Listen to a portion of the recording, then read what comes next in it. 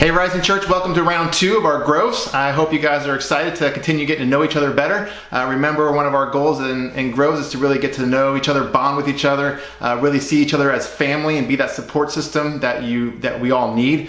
But also a chance for us to dive into God's Word. And so that's what we're hopefully going to do here right now. And if you were at Rising this past week, we talked about this time period called the church age, and how in Revelation chapter 2 and 3 that Jesus is actually addressing and encouraging and challenging these 7 different churches that were actual physical churches in the area of Turkey or modern day Turkey, but also could represent, according to some people, 7 church ages or periods of time during the church age, or 7 representative churches that represent not only maybe different types of churches, but also maybe even different types of individuals. And so, but Jesus is challenging each one, saying, hey, I know what's going on.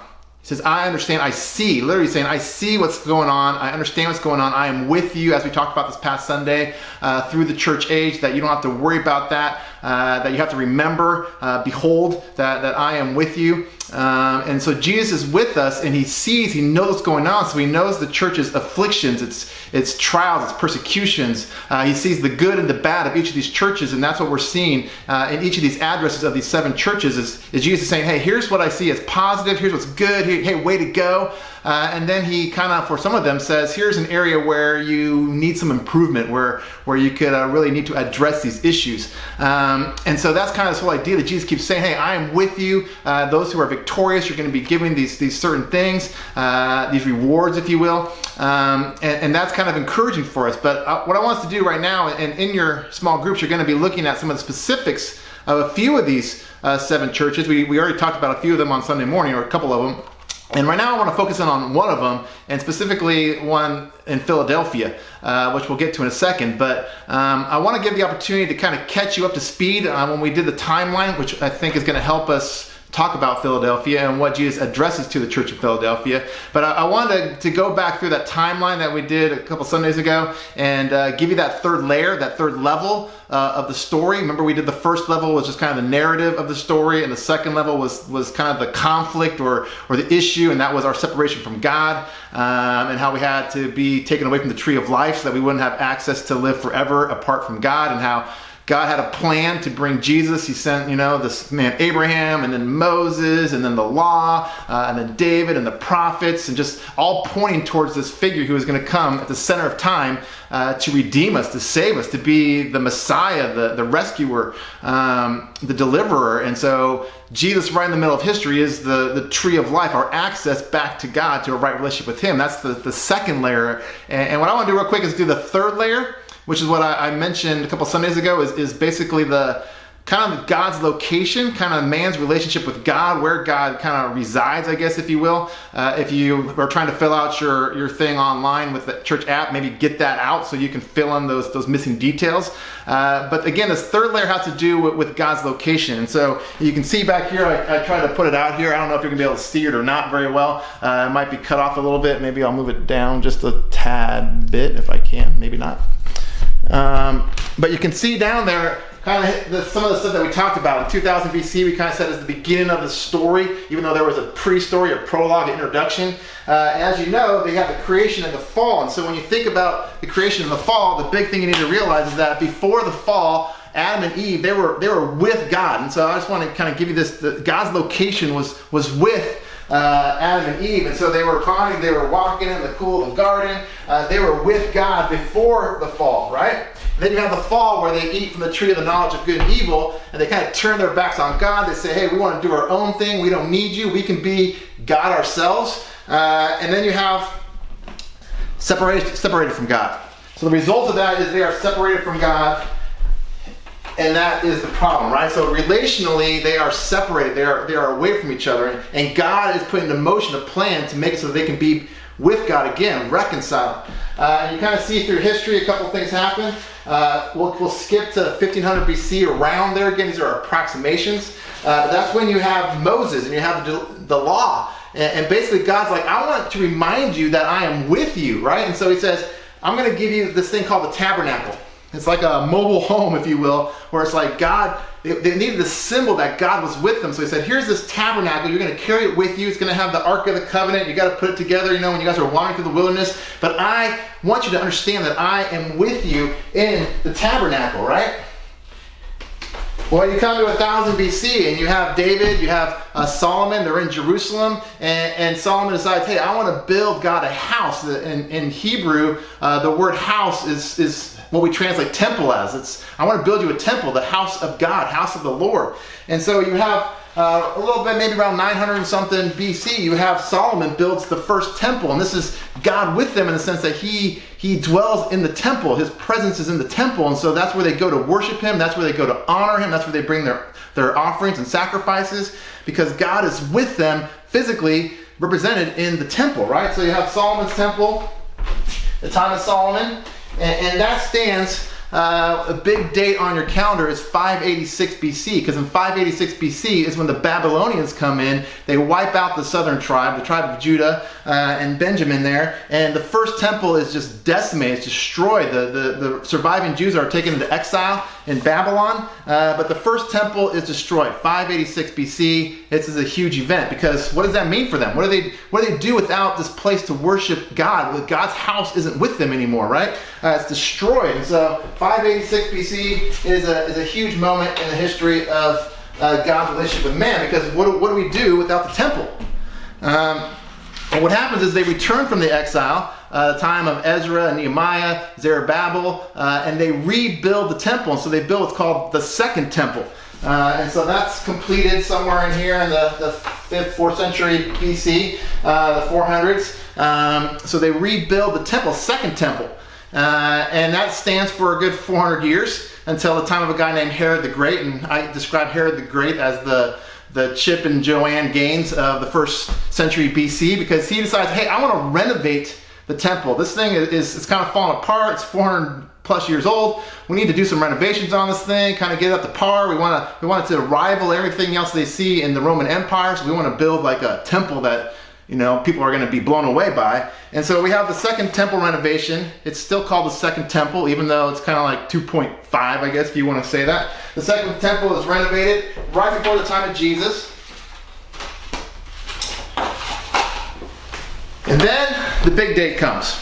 70 AD, 66, 67 AD, you have the Jewish revolt begin. The Romans come in, they got to quell this revolt. In the process, the future emperor Vespasian comes in. He gets recalled to become the emperor back in Rome. So his son Titus takes over, and Titus eventually takes out Jerusalem. They siege Jerusalem. They get in there and they just destroy the place. They take down the Second Temple is destroyed. So that's a big date, 70 AD. The temple is destroyed. So what do you do if there's no place for God to dwell? Well, there's this little thing called the church age. There's called when God says, hey, I'm going to come dwell with you. Remember, Emmanuel means Jesus. When he says God with us, he's like, hey, I'm going to be with you. Don't forget that I am with you, but no longer do I have to reside in a temple. He's like, you are now the temple. And Paul talks about this, Peter talks about this, how we are the temple of the living God, how he comes and dwells in us. The Spirit kind of indwells us. And so that's kind of where we're at in the timeline, all the way up through our day, where it's like the God dwells with us. He doesn't dwell in a temple, in a house, in a geographical location. He dwells in here. And that's why I gotta be honest with you, when I go to Jerusalem and you stand at the Western Wall, which is the closest area where you can get to where the temple used to stand, and that's why it's the holiest site for the Jews. And many of them, they'll pray there, and they're praying for God to bring back their temple so that they can worship him properly, right? And as they're praying for that, as I'm praying next to them, I'm praying, man, you're just missing it. Because God doesn't dwell on this platform. He doesn't dwell on the Temple Mount. He dwells here. That's where God dwells. And this is a huge change in where God dwells. Well, prophecy and looking ahead to the end times, there seems to be this period based on Daniel and based on some of the stuff we're going to read in Revelation, where it appears that a third temple is built.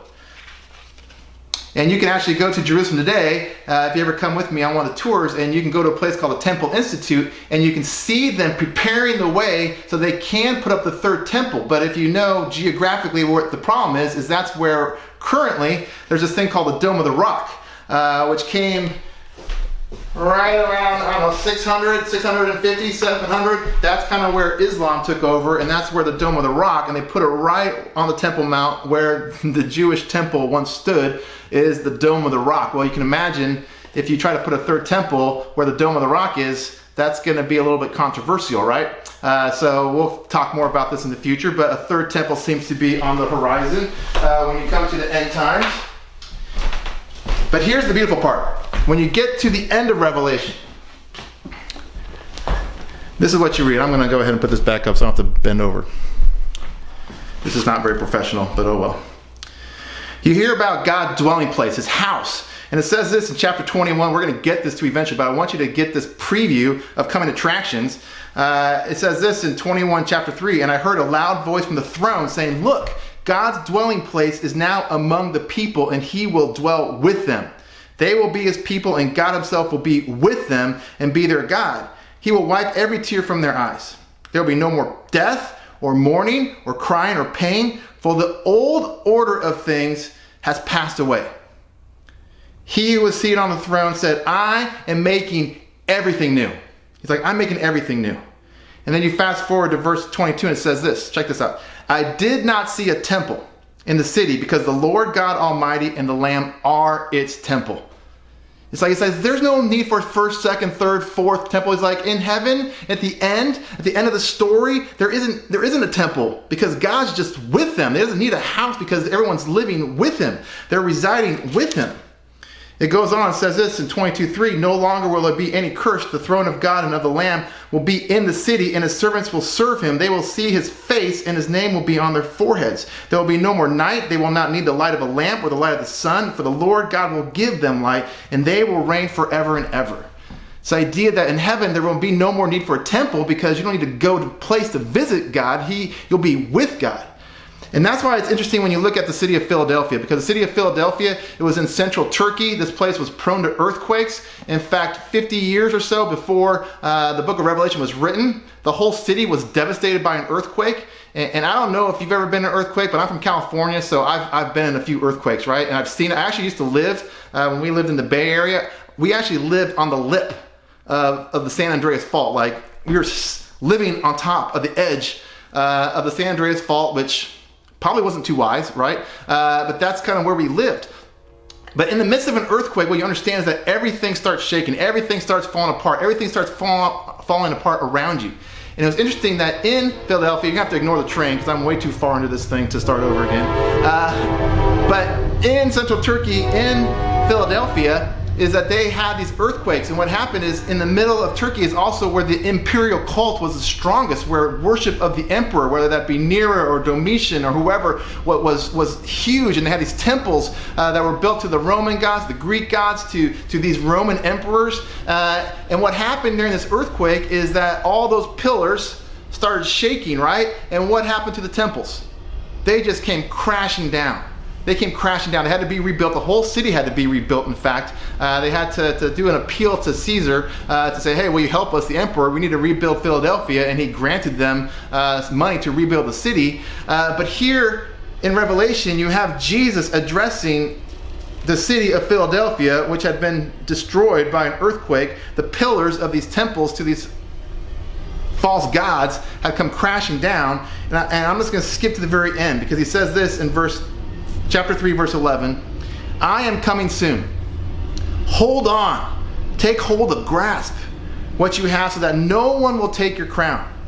The one who is victorious, the one who is persevering, overcoming." He says, "I will make a pillar in the temple of my God."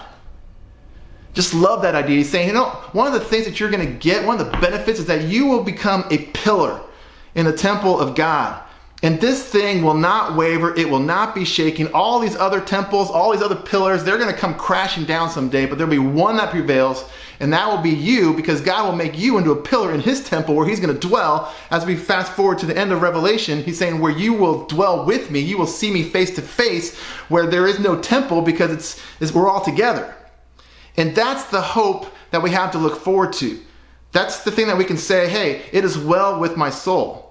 That's why we can say it's the end of the world as we know it, and I feel fine, because God is saying you are going to be a pillar in the temple of my God, and it's going to stand forever because you will be with him forever. And that's one of the things that we should cherish and we should look forward to. And I'm sure when the recipients in Philadelphia got this letter and they read the one addressed to them, they were like, oh yeah, we're going to be a pillar in God's temple. And that thing is indestructible. No matter the earthquakes, no matter what's going on in the world, that thing will stand firm, stand secure. And that's what he's saying about us. Not only should we stand firm, secure because of that knowledge, but we should look forward to the fact that, hey, we're going to be with God in the future where we are back with God, reunited.